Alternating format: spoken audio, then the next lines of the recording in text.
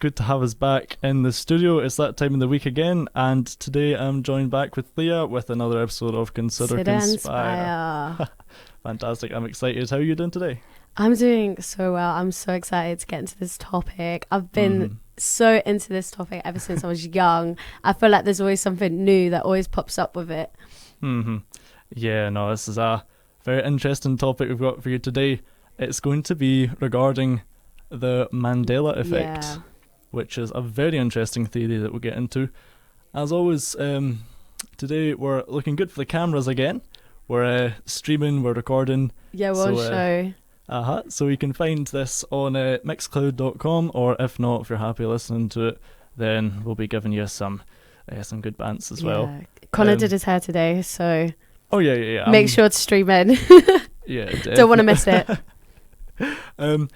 So today is actually going to be quite a visual episode, guys. We're actually going to be taking full advantage of this new webcam system, and we'll be giving you some physical demonstrations. Yeah, it's the new age. Yeah, absolutely. They said that radio is for, TV is for the face and radio is for the voice, but now radio is for both. Combining the two mediums, this is something that hasn't really been done here before. We've had the cameras up rolling for a couple of weeks now, but we're going to use it in a way that I don't think's been done before. So this is going to be very exciting, a little bit experimental, but as always, we're just going to give you some good information, some good theories, get your conspire heads on. Always. I actually think the Mandela Effect is actually one of the more interesting conspiracy theories because there's so much to get into it.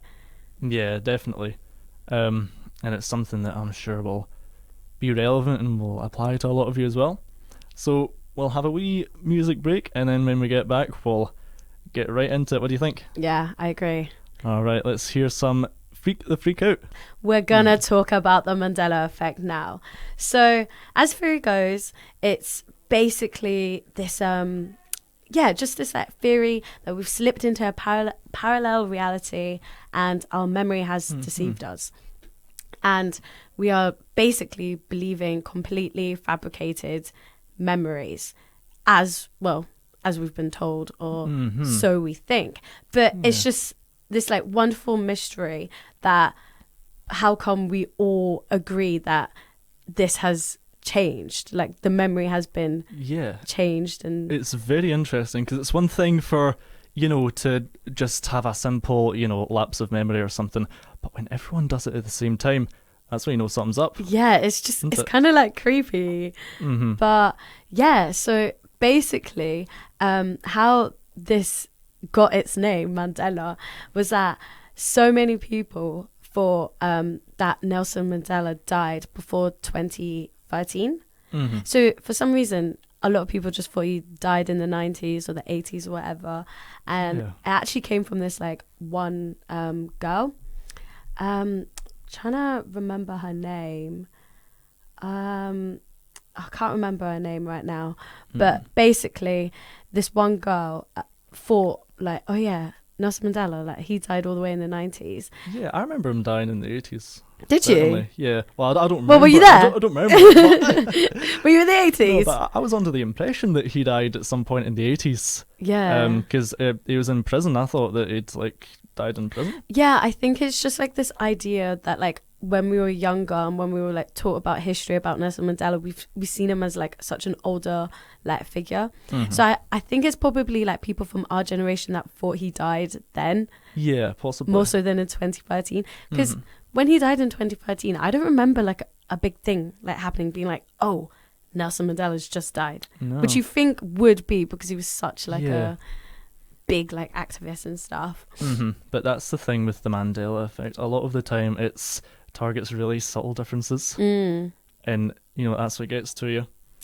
I've got some examples here. Hopefully this shines a bit of light on it, makes a bit more sense to us. I'm going to show you a picture of the Monopoly Man, Mr. Moneybags, I believe his name is. So for those who aren't live streaming, what you're doing, get live streaming. Anyways, so basically Connor's showing up a picture of two Monopoly men, and there's one with no oracle, and then the one on the right has got an oracle on. And Right, so what's the theory? So you're all familiar with the Monopoly guy if you've played Monopoly before, Mr. Moneybags, and this theory is regarding his character design. Do you remember him having? Sorry, I'm trying to. That's it. Do you remember him having a monocle or not? Oh, is it a monocle? Monocle, yeah. Oh, a monocle. Oracle. Good idea. Right, monocle. Yeah. I'm not gonna lie. I remember him having a monocle. Yeah, he's got to. But in this reality, he doesn't. This is the right. In our reality. Yep. He has This no is monocle. actually the right picture here. I'm just trying to get this right because on the camcorder it's like a mirrored image, so I'm getting used to the angles and stuff like that. But yeah, could you believe that actually he never had a monocle? No, that's crazy. He seems like such a guy that would have a monocle. Monopoly man. It just makes sense. Ask anybody and they'd tell you that he had a monocle. It just looks so bare without the monocle. I've got another one here. Oh, Pikachu. Yep. So if you're familiar with Pikachu from Pokemon, that's a video game and a TV series. This is also regarding his design. Has he got a sort of black stripe at the end of his tail? Or does he have no black stripe? What do you think? I'm saying black stripe. That's there. Well, that was you there. have been deceived by the Mandela Effect, Leah. He never Are you had. actually being serious? Never had a black stripe. No, I genuinely believe he had a black stripe. Nope. That's how I remember Never did. him. But do you know what? Can I show you something really interesting? I came across this just recently. I'm gonna use my laptop for this. So there was actually a band called the Broadband, and in the year 2000, actually, like you were saying, they released a song called "Video Killed the Internet Star."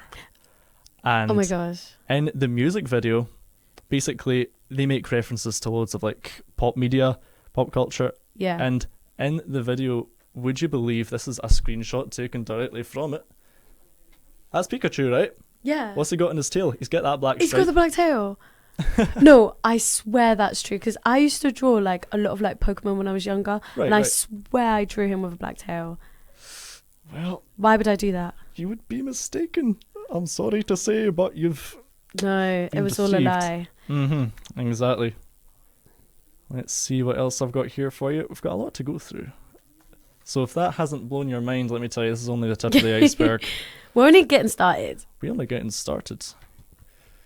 You don't Febreze. Febreze. Right, I'm not gonna lie, I don't know much about Febreze, but well, this is actually regarding the spelling of it. Oh, okay. So what is it? Oh, 2 E's and then there's one with 1 E. Yeah. So is Febreze spelled with 2 E's in the middle or 1 E in the middle? Two. Think again. No, stop it. I know. Actually looks weird, doesn't it? It looks weird with 1 E. I swear it's 2 E's. So I'm very interested to know what our listeners think about this. Yeah. And I hope that you're answering along. But yeah, it only ever had 1 E in it. Now I suppose there's a possible explanation for this because for breeze, you've got the connotations of like breeze, don't you? Yeah. So breeze is a word, and obviously in the design it does use like an open window with that sort of flowy design to it. So I suppose you could be forgiven for thinking that it's breeze with breeze. Thanks, we're forgiven. But needless to say, it's still incorrect. That's what I'm saying. It makes sense for it to be breeze. I still think that to this day. Like if I see an advert, I swear I'm seeing EE. That one's actually blown my mind like the most so far. That one's kind of trippy. Well, we'll go for one more, and then we'll have a wee bit of tunes. I feel like my brain is literally about to explode. I can't take any more. I can only do one more, and I need a break. I know, I'm getting the shivers here. Yeah. So, I mean, that might be because I've just loaded up on 2 mugs of coffee, but still. We don't talk about it. So this one is actually very interesting. Skechers. Wait. The popular shoe brand. Oh, right. Regarding its spelling. T or no T? Does Skechers footwear brand have a T in it, or is it just Skechers without a T? You know what? I'm going to say this with my chest. Full confidence, it has no T. There's no T. Mm-hmm. Am I right? And you would be right. Yeah. Yes, I knew it, because you say Skechers. You don't. Yeah. You wouldn't say Skechers. Skechers. Yeah. So that is, it's quite a subtle one as well. Yeah. But it kind of makes sense once you think about it. But you see what I'm saying? It's these subtle details. It's the little that we seem to be forgetting about. pranking us. You know, like I say, I'm really interested to hear what everyone else is thinking about this. Yeah. We're probably getting some people listening to this and like hearing our examples and being like, oh, that's a load of rubbish. Yeah. But like they always knew Pikachu had no black tail. Like what they're on about. But I'm quite convinced that some of these have fooled. I think a they've lot been of people. changed. Yeah. Might have been. I We'll feel get like onto we're all being tricked. I think so. I think there's something. I think there's something going on. There's something honestly. underlying. But do you know what? Let's see what ABBA thinks about it. We're going to be playing a little bit of Fernando for you guys. Wow. Enjoy.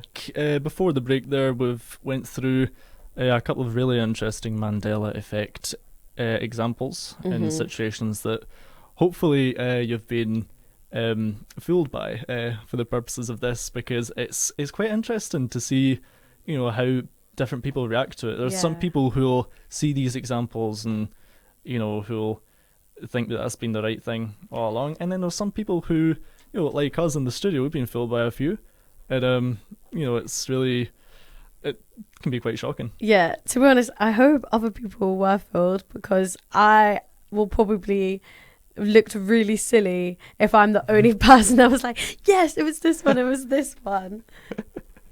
Oh well, still entertaining. Exactly. I think so. Right, this could sound really crazy, but I have like this mad theory of why I think that some people might like think the Nelson Mandela effect has affected them, or why it hasn't. Okay, go for it. And basically, I'm going to blame it on the year 2000.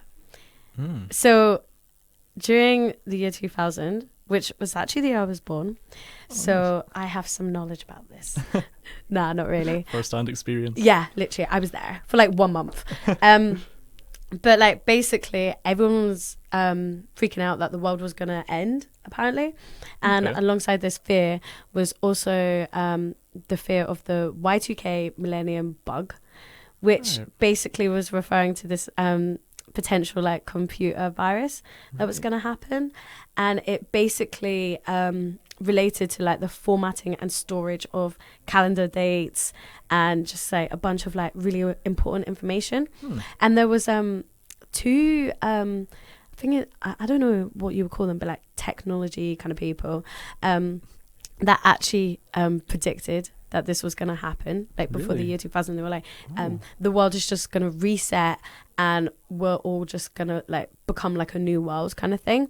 And because the internet and technology was just like beginning and stuff, everyone, they weren't quite used to it. So like apparently like some people were quite freaked out that when this like internet bug would happen, it would basically just, you know, cause like a glitch in the system. Yeah, totally. And I feel like a lot of the examples that you've used or that I've heard about Mandela Effect is always stuff that's happened early 2000 or in the 90s. So I feel like there's a gap. I see what you mean. I don't know. I feel like I'm blethering on a little bit, but in there's something that must have been true. There's always some truth within the blether. Yeah, don't you think? I agree. And yeah, I think that's very interesting that you bring it back to the year 2000 or that sort of era, because a lot of these ones that we've went through, like you said, they've occurred within that time period. Yeah. I can't think of any ones that have happened recently.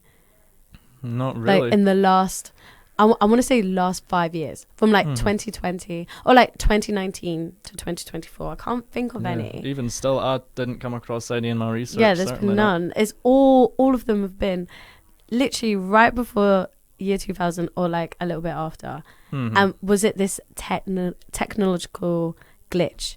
Did we all just get sent into another parallel universe and we're all trying to remember the universe from before? I don't know, that sounds crazy, but did we? Nope, I think you might be onto something there. I think you might be on something. Yeah. But that's quite interesting. Do you know what else came out in the year 2000?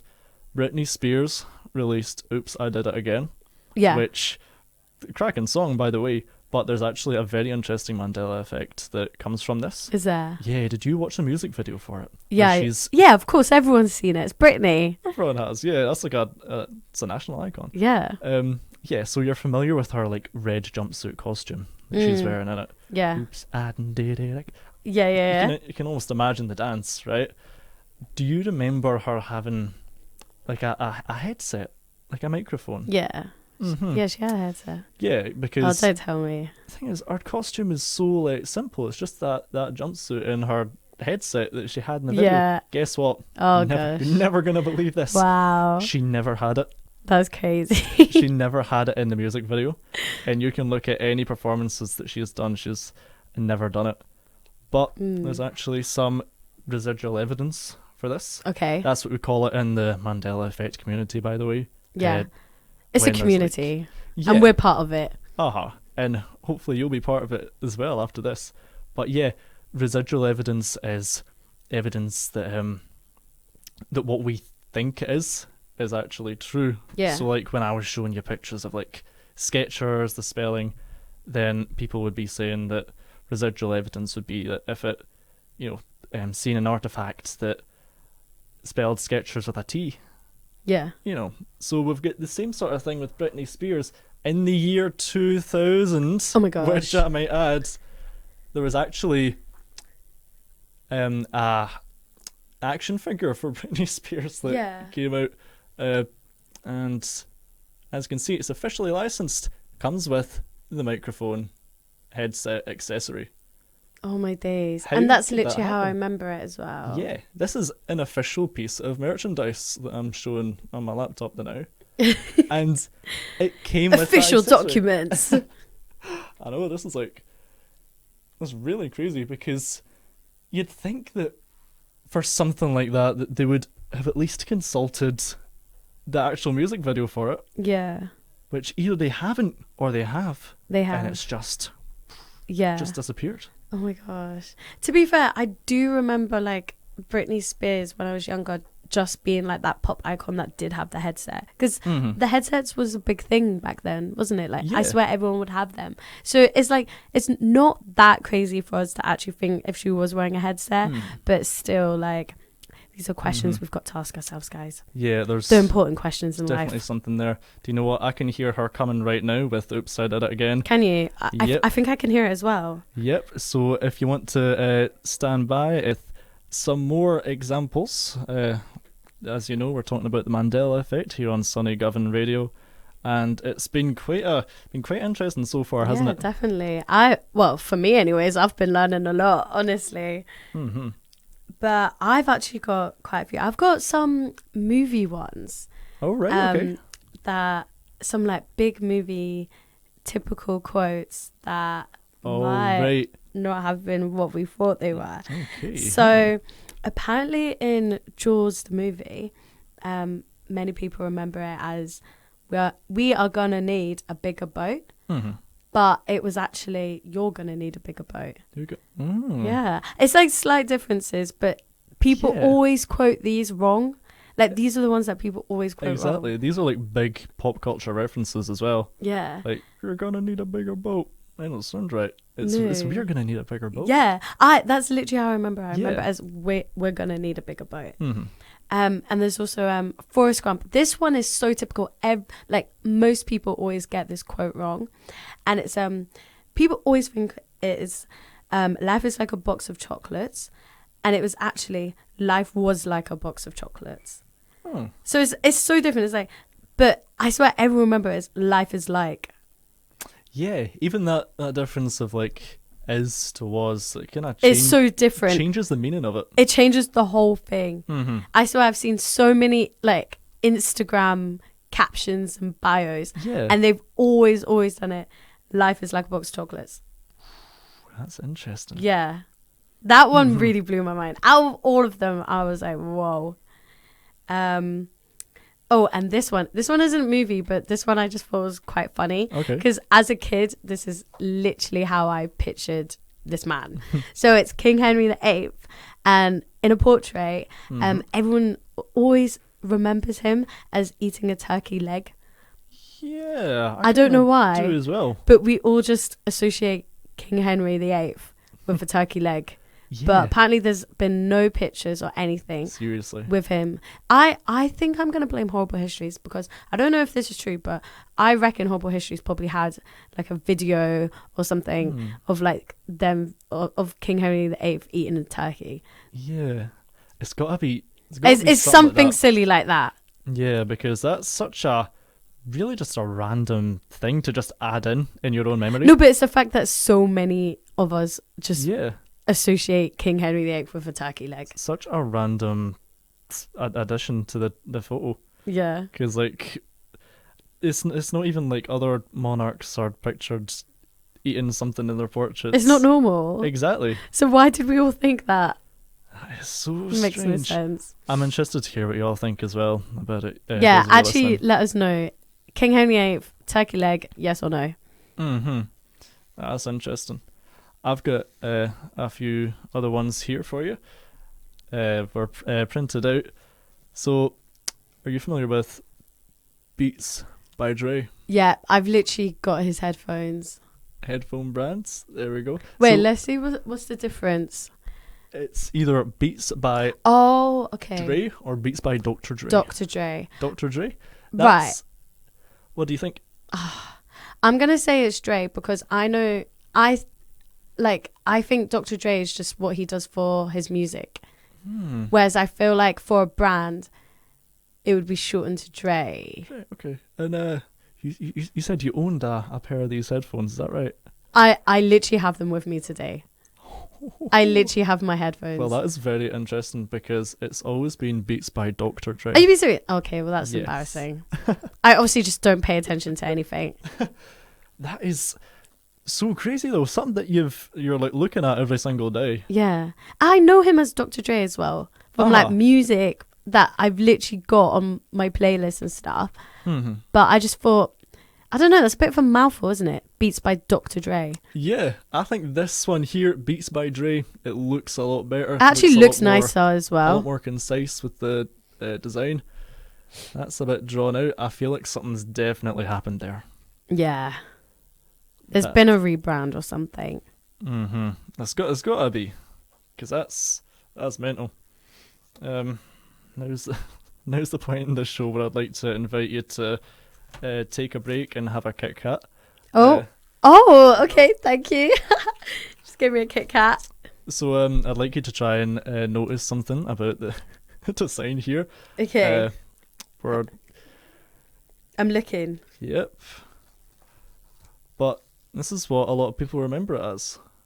Do you see any difference? Oh, with the dash in the middle. Aha. Yeah. So a lot of people remember it as having a hyphen in it. Yeah. But it doesn't. I've got the official artifacts here. Oh my gosh. I don't have You're it. really coming in with the receipts. Like, Yeah. you're coming in with the evidence. Yeah. I want to make sure that we absolutely put our case across the best that it can be. But that one's quite interesting. I think this looks more normal, to be honest. Nah, I disagree. I think Do you? without the hyphen, it's just so much better. There's a side-by-side for y'all. If you guys want marketing tactics, come to Connor and Leah. Exactly. Well, that's interesting. We'll be enjoying that later. We certainly won't be having a picnic on air. I don't think that would go down very well with the broadcasting society. But yeah, Kit Kat, that's another one that's fallen victim to the Mandela Effect. Wow. I've got a few more here to rattle through. We've got so many. We just want to really hammer in this point, if you didn't know. This one's really popular. Okay. Right, so Fruit of the Loom. Fruit of the Loom. It is a popular clothing brand. Okay. I've actually never heard of this brand.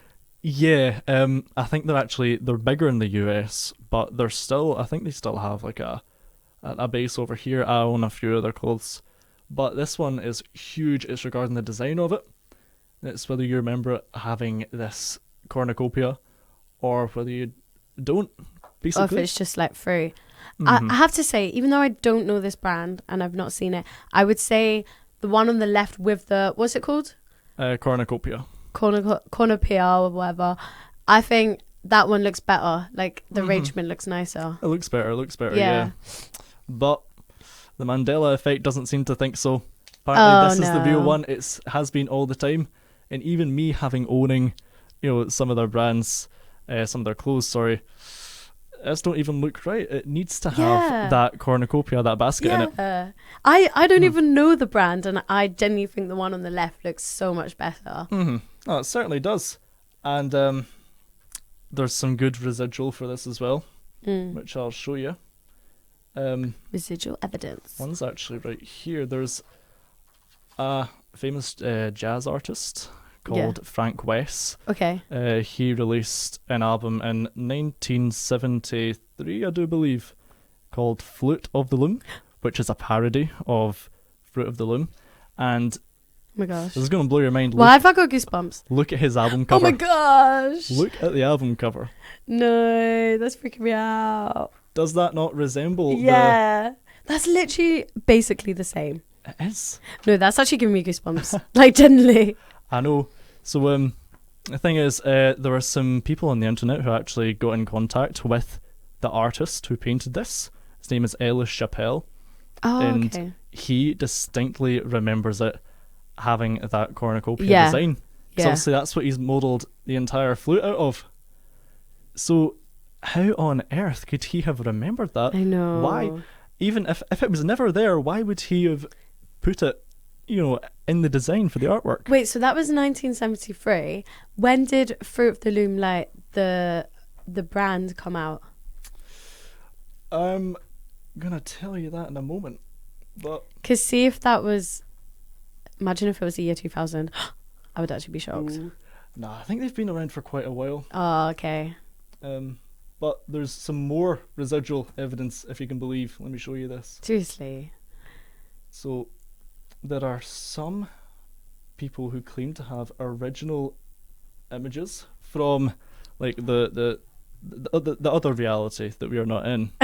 So not our reality. There's a t-shirt with the basket design in it. And this is the most... Oh, no, I have seen this have brand. You? Yes. Oh, brilliant. So here's another one. Really interesting. This is actually...